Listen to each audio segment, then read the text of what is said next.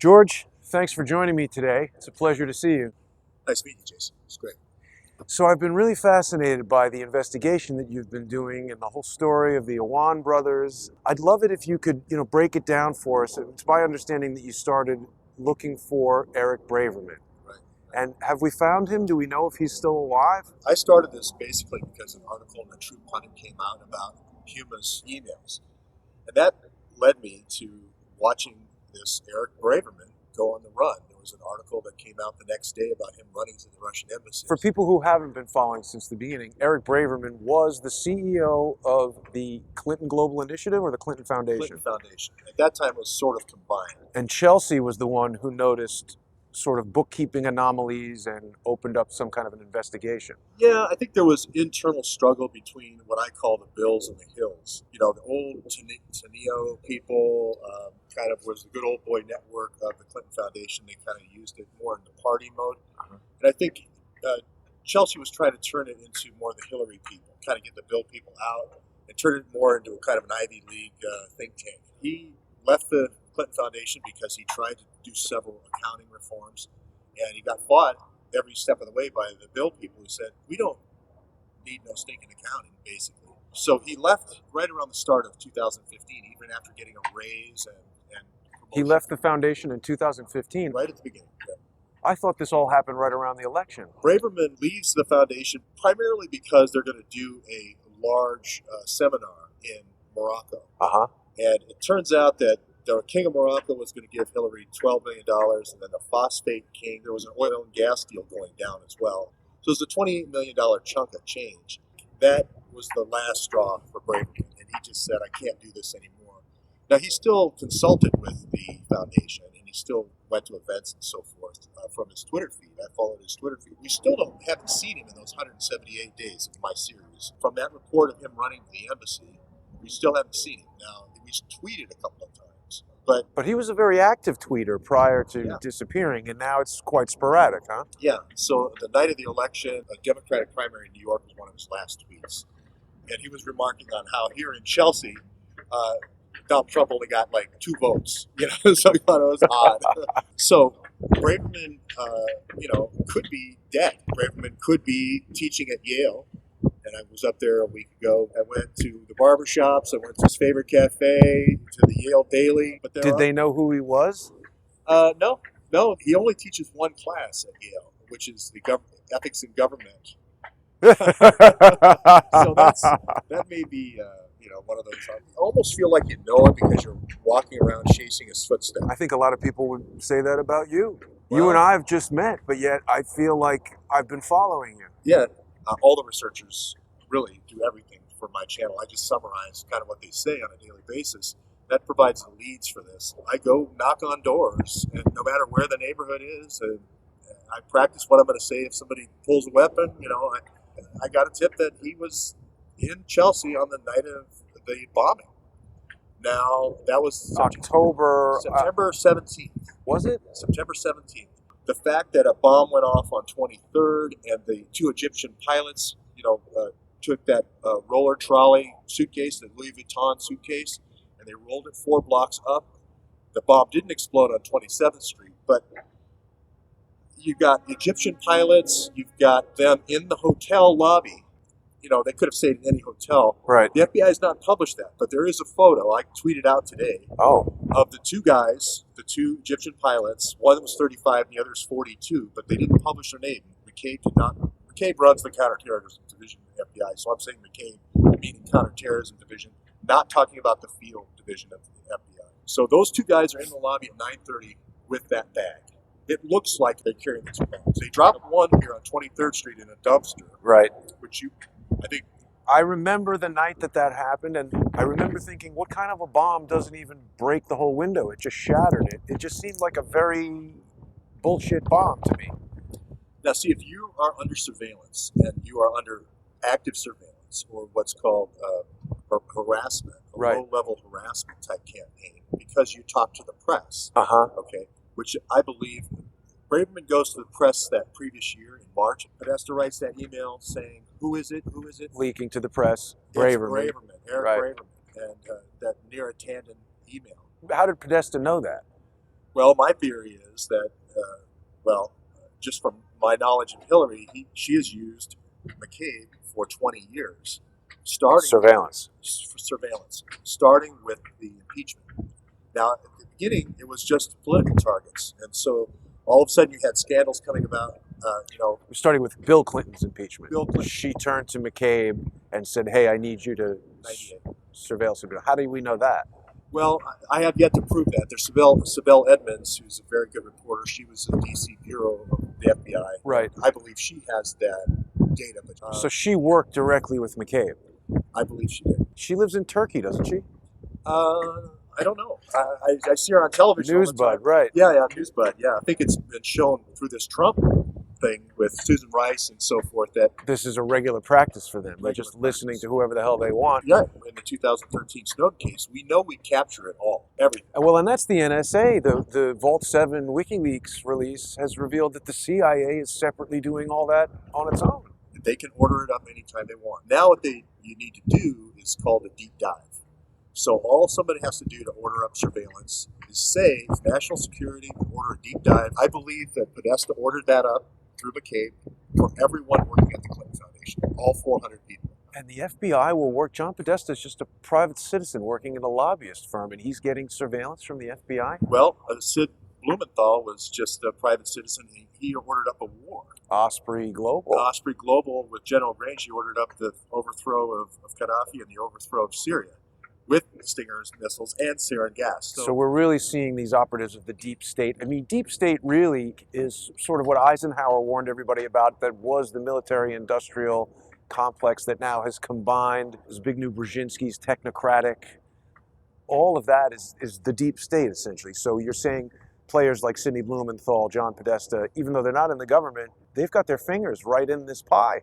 Yeah, I think they're customers of the deep state. Okay. I think Zbigniew Brzezinski does kind of start off this new kind of directorate, gang of 12, sitting on the board, making these decisions. 7th floor of the State Department and all that kind of stuff. 7th floor, but I think the real decisions are made over at Henry Pratt House up on 72nd with the Council on Foreign Relations. I think that's where the real decisions are made. I don't have proof of this, but I think there's going to be 4 or 5 guys, Kissinger Associates type people, Steve Feinberg, Soros, and then some ex-CIA guys like George H.W. Bush, and So back to the Braverman thread, because I want to complete that. Sure. My working theory is he went under. Podesta orders the surveillance. McCabe does the deep dive on everybody. They find that smoking gun to Ron Fournier, the MSNBC communications, hey, I'll meet you over at the office, whatever. Then what you're going to look at is all of Braverman's conversations before and after. Because he's now saying, follow the money. Braverman's saying, follow the money. Or even if he isn't, he did go to the press. He said something to the press. Well, and also it's important to note that this is before the leak of Podesta's emails. Before, yeah, exactly. Were the DNC mails out already by September 15th? No, so that's in 2015. So it's a whole year before that. But what is leaking is Hillary's server breaks around that same time. The Hillary server, the Benghazi investigation. Yes, it breaks. I believe May of that year. I want to say more and more drip. They're really concerned that Braverman is going to testify. He's going to be one of the first people you call. Who do you call? You call the CEO of the Clinton Foundation. So the server, Hillary's server, was located there for a while. Really? At Committee to Reelect or whatever. So there is a tie there that you're going to end up going there, asking the questions. You got to remember that you have 5 or 6 people at the State Department working for the Clinton Foundation, as well as Taneo as well. Huma's working for 4 different people. We're not including Saudi Arabia in that, right?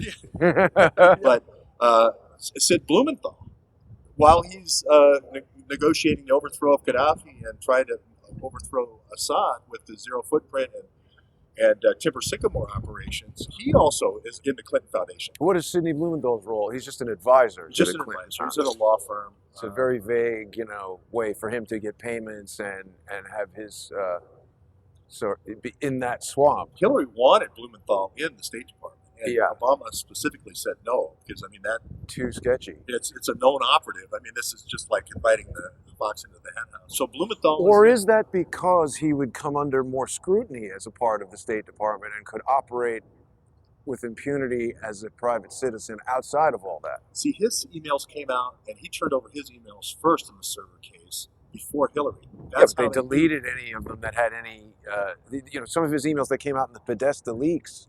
It's amazing they didn't coordinate better, because that's how they knew Hillary had withheld emails.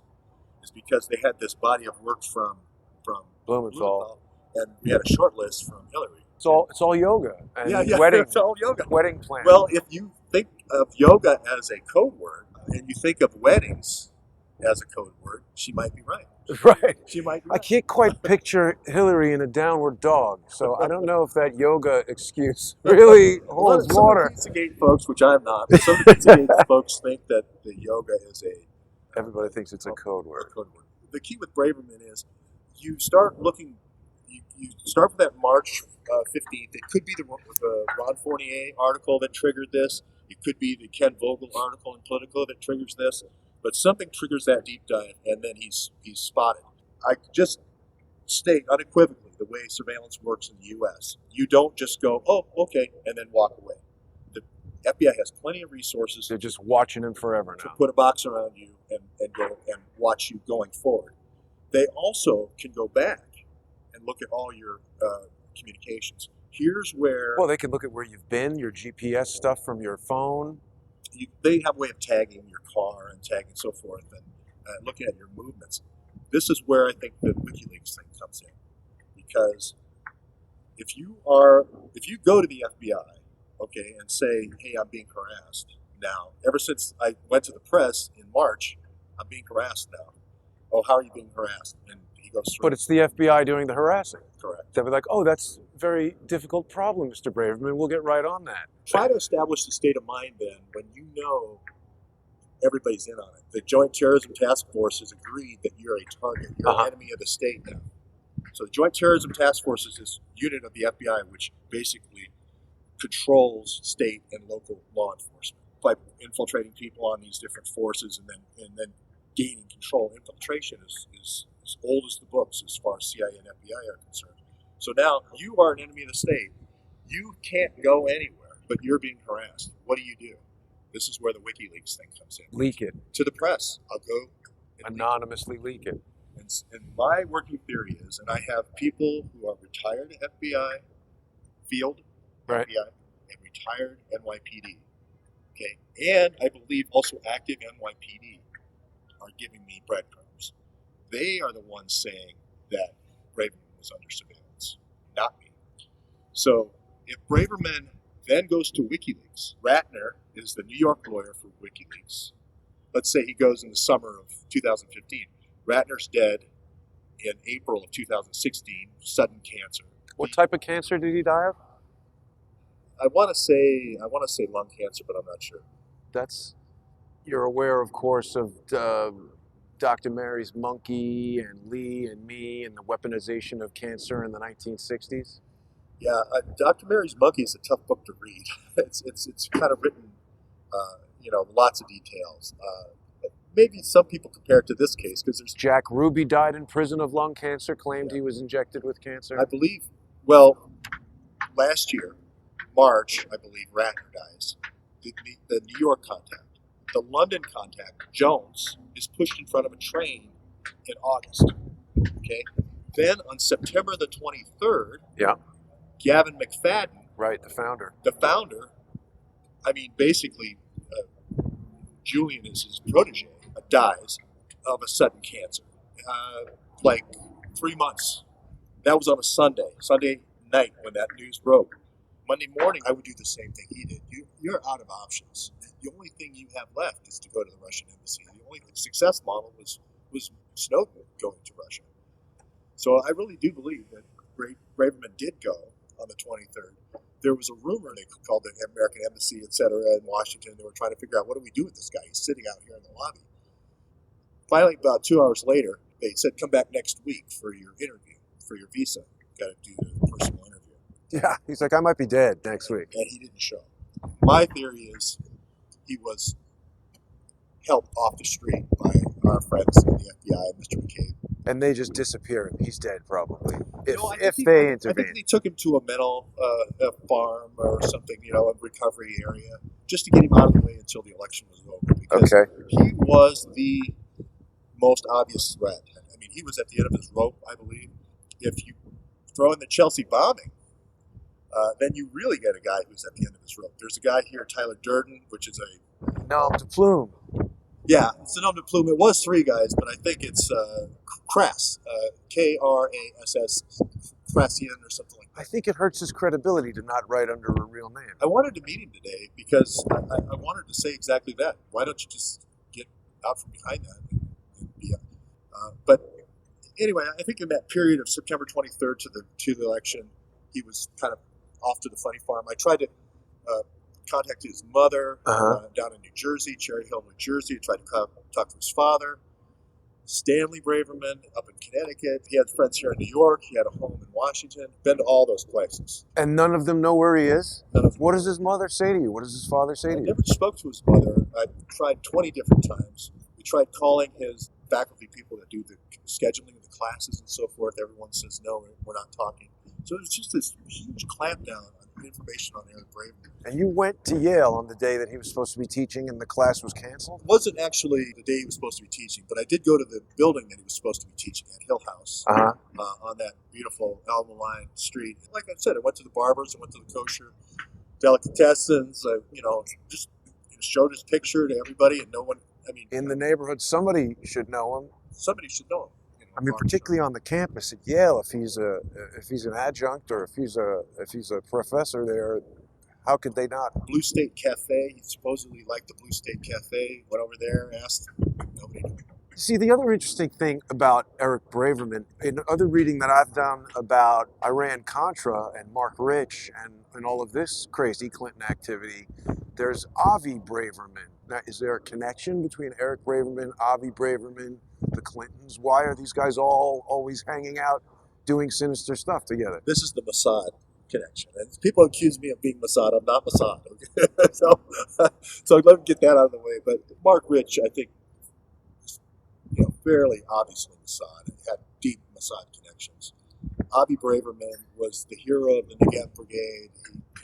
We were surrounded on 7 sides. The Egyptian army was in Beersheba. The Negev Brigade created southern Israel, all the way to Gaza. He establishes in Beersheba Ben Gurion University, which is a Mossad cyber hacking center. So the first person that he acknowledged as a founder and father of the university was Mark Rich. So Mark Rich had the secret pipeline going through Beersheba all the way to the Mediterranean to buy the Iranian oil during the embargo, how he made his billions. Yeah, so that's the Clinton connection to Avi Braverman. There's also a Braverman gallery in Tel Aviv that Abramovich has shown her stuff at, which is really some sick art if you've ever seen the stuff that was shown at the Braverman gallery in Tel Aviv. And then her sidekick, or her protege, also has demonstrated stuff there. It's very strange. Very troubling. Now, where do I think Eric Braverman is right now? Well, his brother is a rabbi. He's in a little town not far from Tel Aviv, about 30 miles. Eric Braverman's a U.S. citizen or an Israeli citizen? I think he's a dual citizen. And I think his brother is, or maybe it's his half-brother, but his brother is as well. But anyway, his brother did extremely well on Wall Street. I think he was the roommate of Mark Zuckerberg. What? At Harvard, yes. Eric Braverman's brother was the roommate of Mark Zuckerberg. At Harvard. One of the 6 roommates that you see in the movie? Yeah. Oh, one of the guys who didn't go to the meeting that would have made him millions? Yeah. There's a news article, as a matter of fact, about this, about Eric Braverman's brother, saying, I'm the one guy who didn't become a millionaire, knowing Mark Zuckerberg and Harvard. And of course, people have speculated that Facebook is in fact a construct of the CIA, and the story of it being created by a young genius is fiction. We don't really have any proof, but people have speculated that. I think it's pretty. James Woolsey and Larry Summers and Dick Cheney and the directorate, all kind of put together. They all liked that comment. Well, I think it's pretty obvious they implanted and inserted Zuckerberg in there for one reason, is that was to get the Winklevoss's code. I mean, so. How do we know that Dick Cheney inserted? Well, it was Larry Summers was the president at the time of Harvard. And, well, that's another. That's a whole other, The Zorkin thing. Okay, so we don't know where Eric Braverman is, because I have seen reports, various things around the internet saying like, oh no, don't worry, Eric Braverman's back, everything's fine, but yet that's just based on him sending a couple of tweets. Yeah. Have you done any kind of evaluation of how do his most recent tweets compare to what he was tweeting about previously? Yeah, much different. I think they're very tinny, very, arcane, not anything like the kind of authentic thing that he was before. I think they brought him back after the election was lost and said, look, we're going to reintroduce you. You're not going to be murdered. That's very reassuring when the people who you think are going to kill you tell you that. Like, oh, everything must be fine now. Yeah, and I think they worked through his mom and reassured them. They're reintroducing him as the president of the Google Foundation. Oh, right. Yeah, and he'll Google is just right there. Yeah. So, and I mean, how do we find this guy? You shouldn't be the most difficult person to just put eyeballs on him and be like, there he is. 178 days. I've offered rewards. I've had that website where you can offer a reward for a picture of somebody. No one has produced a picture of him. In 178 days. Hill House is where he's currently teaching the seminar. They keep moving the location of the seminar that he teaches. If it's 30 different students, somebody. How about contacting one of those students that's enrolled in the class? Post it on Facebook, post it on Yale Daily. If anybody at Yale is watching this video, send an email to George or to me, or tweet at us or whatever, but we've got to find Eric Braverman. Now, the other thing that I found so interesting, because I just happened across your channel and became really super engrossed in it. One of the things that I found so interesting about it is that you have organically begun doing what I wanted Crowdsource the Truth to do, which is people are feeding you leads, and all of that has led you to the Awan brothers. You didn't know anything about them before you started this. No, I didn't. So let's talk about them a little bit. The star of the show is Imran Awan. Mm-hmm. Now, my favorite cricketer is a guy named Imran Khan. Cricketer, a professional cricket player. And now he's a professional politician in Pakistan. And the Awan brothers are working in Congress. The whole set of circumstances around Imran Awan. Okay. There's two brothers that he has. One a little bit younger than him called Abid. Imran's about 36, and Abid is about 34. And then there's this way younger brother, Jamal, 22. And there's a fourth Awan that says he's unrelated, Omar. All four are working in Congress. Three of the Awans, the first three that I mentioned, are making over $160,000 a year. Right. Which is as high as you can go to be paid. I mean, if you're a representative from U.S. Congress, that's your maximum salary. Really? So, yeah. And then what are these guys doing? They're in the IT department there? They're in the IT department. Now, we have an email. Why would we hire someone who's not a U.S. citizen to work in the IT department at Congress? Not only the IT department of Congress, but also working for different representatives that are on the most sensitive committees in Congress. How does the most recent executive order that Trump just signed yesterday about the H-1B visas, how would it impact this, or does it? Well, it does. I mean, H-1Bs can be used for cutout businesses. So I could say, for instance, I could set up a shell company like Lightbridge Communications. And a cutout, that is a business that is specifically used for clandestine, not what it seems to be. Let's say I wanted to spy on as many government organizations as possible. Let's say I want to, what they call dope routers. So I want to build these backdoors in all these routers so that I basically can get anybody's email at any time, no matter how secure. And for someone who doesn't know, a router, when you're in an office, all the computers are connected to that. That's connected to the internet there. Even if it's super secure. Yeah. So from the router, I can then also break into, using the Vault 7 tools that you talked about, get anything. I can get your encryption keys, the whole thing. Now, the first Awan comes into the United States, Imran, 2004. Okay. Abid comes in around 2006, and then Jamal is more recent, like 2015. And how did these guys get jobs in Congress? An unknown foreign national? Wasserman Schultz. Oh, wow, yes. Debbie Wasserman Schultz recommends them to these different... And the person running the DNC at the time is Terry McAuliffe, the current governor and longtime lifelong friend Bill Clinton. The key here is 2004, Hillary's on the Senate Armed Services Committee, a very powerful committee. I think she also was on the Senate Foreign Relations Committee, I'm not sure. It's very helpful to be seeing government contracts coming through to steer things toward your favorites. Right. Like where John McCain is in that position now. Exactly. Well, he has been for some time. Right. So if you wanted to steer business toward Raytheon, which is located in Arizona, McCain's, if you wanted to steer things toward your representatives in California, through like a Maxine Waters or whatever, you would steer it into Lockheed. So that is what my working theory is, why the first Awan came in. Abid comes in a little bit before, like 2007, and I believe he's really brought in because she's planning on running in 2008. Bunch of different things happen at that point for domestic spying and so forth. Now you're going after the Bushes. Spying on the Bushes. You got to be pretty bold. Well, they're going out. George Bush is going out. They got a line. You got Jeb, you got Pierce, you got there's no shortage of Bush. Well, and she's looking at it saying, well, it could be Romney, it could be Trump, it could be McCain. Let's get dirt on all of them. I mean, Cheney did this stuff too, on all his political opponents. So I'm not pointing out and saying Hillary is the first person to do espionage to try to win an election. And remember, I'm going to all these people's homes. Right. They own 12 different homes in the Washington area. He's also working for this Lightbridge Communications. Right. He's being accused of stealing equipment from the government and then also selling it back to the government. I don't think he's just doing that to steal equipment. I think he's implanting the tech in the routers. The routers. He's doping the routers. So I believe right now there's doped routers all over. Can that be detected or?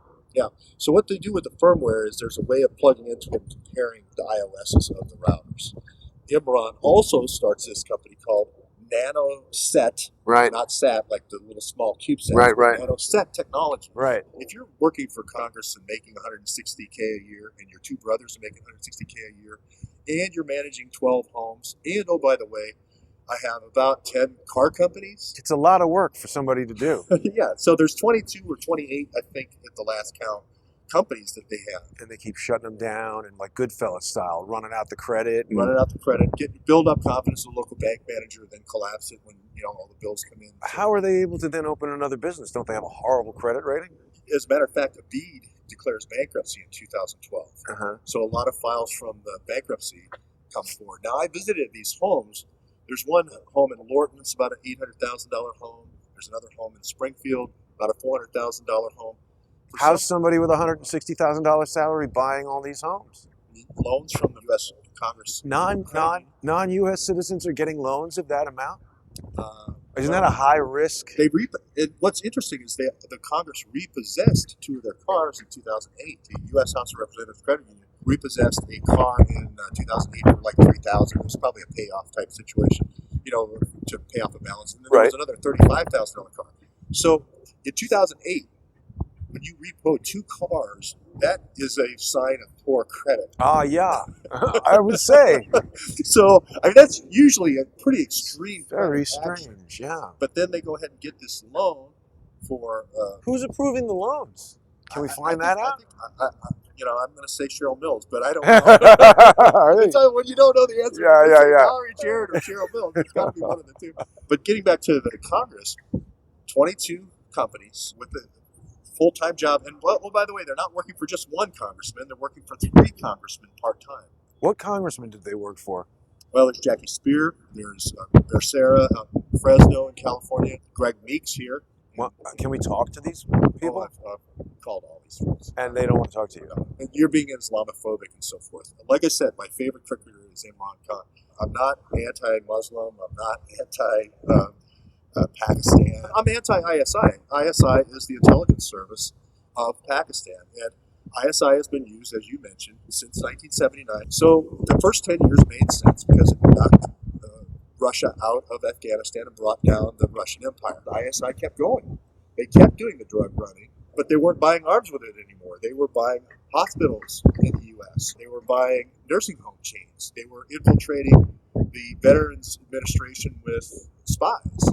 I believe it's to sell counterfeit drugs into the Veterans Administration of major hospital systems. I believe that WellPoint has been compromised. I believe Spectrum Health has been compromised. I believe Kaiser has been compromised. When you say compromised, you mean? I mean, let's take Grand Rapids as one example. Right. I start in this case, a mosque, which is usually the place where people are recruited. I befriend different doctors, in different agencies and so forth. I learn about pharmacists. I gradually talk about ways we're trying to raise money in Pakistan. And one of the things we do is we replace Pfizer drugs with generics. With our drugs, with generics. They don't say that these are counterfeit. They don't say that they're quarter strength. They say people are going to die from that if they're not getting the proper. But the way this is compartmentalized is the people are thinking they're doing the right thing. Right. That's what you mean by compromise. They're able to sell these counterfeit drugs. And then, so what about the organ harvesting? That's got to be compartmentalized. There's no way that doctors are knowingly. So you only need one. People say, well, 99% of people are good, and there's one bad. That's all you need for a rat line, which we call a rat line, which is an illegal trade line. You only need that orderly at 2 a.m. to 4 a.m. Nurse anesthetist to put somebody out and get their organs. You call the pathologist at 3, he comes in and looks at the slides and says, let's go on this kidney.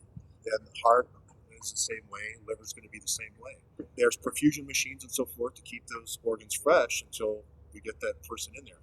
So you start to look at how valuable these organs are. They're like $250,000 for the heart, $250,000 for the liver.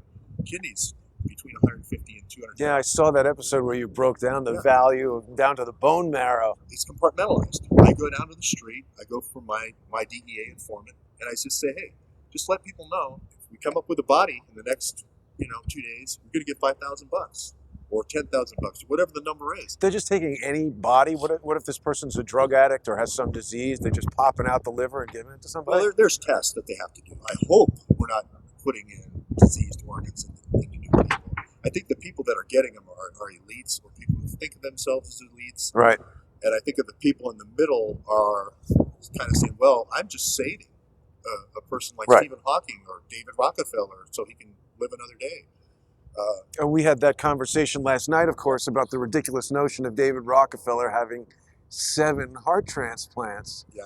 And as we discussed, I looked into that, and it doesn't seem that there's any record of any human being surviving beyond 3 heart transplants, and even that number is extremely rare. And this is what I love about public research, because I have been one that has said, I don't know, I think he's got 7 or is it 8? I spoke to cardiologists, and they found it preposterous to think that someone would be able, even the healthiest subject could live through 7 heart transplant surgeries. And I make mistakes in my series, and one of the beauties of open media research, or open newsroom, or whatever you want to call it, or crowdsourced the truth, you have only one choice. Deep state is judges, politicians, and police. Right.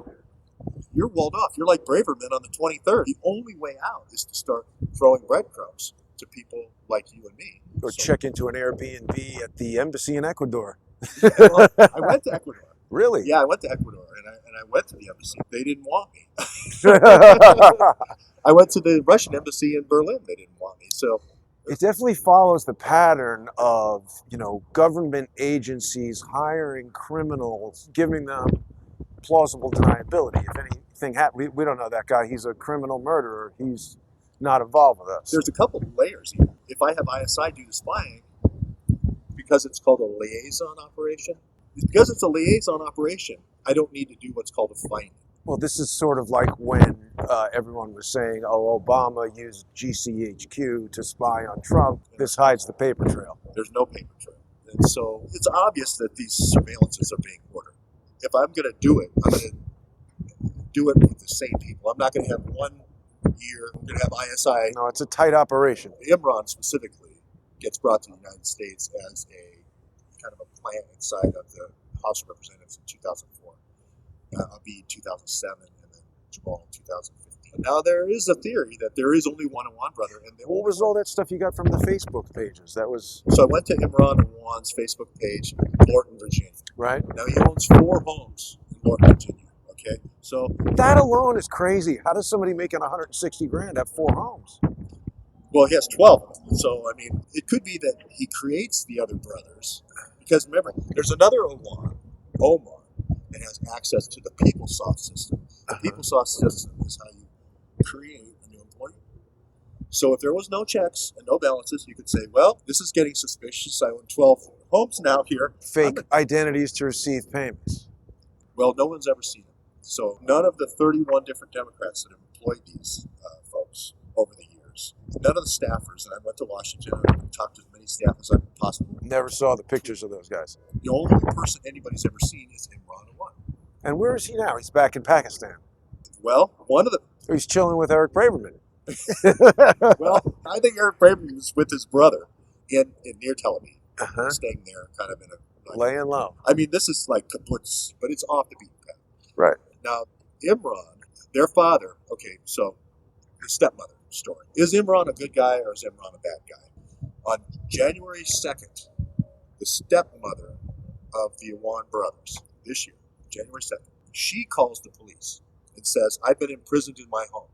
These boys have threatened me to not leave the house. They threatened me not to call on the phone. They put listening devices in the house. They've been able to somehow hack my cell phone. Why do they want to do this to her? They have said to her, we will kill your relatives and kidnap your relatives in Pakistan, okay, if you do not give us the inheritance of our father. The father, Mohammed Shah, was sick, and he was supposed to be in the U.S. to get medical treatment. She signs over the power of attorney to the boys. This is their biological father? This is their biological father. Why would they not be in his will anyway? Well, and it's also interesting to see that the name is Mohammed Shah. And they're going with and this their Awan. last name is Awan. Odd. Now, are the Awans running around to everyone who's, sick and just saying, hey, if you don't... Give us your money. Yeah, but I mean, if on Imran's webpage, he's got a lot of radical jihad. Doesn't seem like regular IT guys. No. Veins bulging out of the neck of these clerics, working in these rages. And he's got on his private movie channel all these movies where they take over Mecca, kind of Muhammad reenactments and so forth. I know that's the channel is his because I went to the home, and that home is in one of his movies on his... Oh, he's making movies. Yeah, he's making movies. And putting them on YouTube or something. He's also uploading movies of, great wins. And why are these guys so stupid? Why would they... Couple questions about who is stupid and why they are so stupid. So if Hillary Clinton is engaging in all of this cyber espionage, what the hell is she doing having an unsecured server? Don't you think you'd be aware that other people would be doing that to you? It's a little crazy. One of the oldest trick in the book, right, with reporters, where they say, oh, here's some top secret documents I'm going to put on my desk. And right, you walk out of the room. I'm going to go get a cup of coffee. So she put it on the server specifically so it could be. To be hacked. And so when there's a report of China hacking, you're going to put Chinese intelligence. Let's say it could be South China Sea oil reserves that have been identified by, USGS. Rex Tillerson. Or or whatever. Yeah. But usually around economics, usually around oil. But it also could be around weapons, and there are these daily intelligence briefs that the president gets. There are these intelligence assessments for if I'm going to go into a country and try to take over, like Libya, like Syria, like Sudan, like Yemen. Those are valuable. And those are the assessments, same assessments that Tyler Drumheller from the CIA gave to Sid Blumenthal. So in his email, so we're not making up stories here. We have the email to show that she loved assessments. And the assessments will go through and say, here's all the tribes, here are the leaders, here are the people that are reliable, here are the people that are not. So if you want to go in and create a coup, you get rid of this guy, you promote this guy, that sort of thing. This is her, how sausage is made. Process. You can see it through the Blumenthal emails, Tyler Drumheller emails. Have you poured over those WikiLeaks emails? Yeah. It's interesting reading, huh? And what's also coming into more focus now is the older cables and so forth, because every time a body of work or body of knowledge comes in, more clues are being there's more dots being connected all the time. So if McCabe, again, would release Hillary's server data, metadata, the day I sent you the email, the time, the subject line. That's all we would need. Because if they're all about yoga, yeah, let's see it. Great. If they're all about Tyler Drumheller at the CIA, that's something else. If it says code words like Timber Sycamore or Zero Footprint or whatever the coup in Honduras was called, then that's something else again. Same thing with HumaServe. Most people don't even know about this coup in Honduras. And the woman who was the president or whatever it was, she implicated Hillary days before she was assassinated. Yes. Honduras was kind of the the baby coup to get going. And then, Get in the mood. yeah. Well, first she had to clear out. There was 3 guys who were basically the State Department stalwarts that had to get cleared out. And Philippe Reines, who's kind of the male Huma, writes this article basically telling a journalist what to say, that these 3 guys are going to be lined up like a firing squad. And so, make it sound like Hillary's new smart power. It was this whole smart power initiative.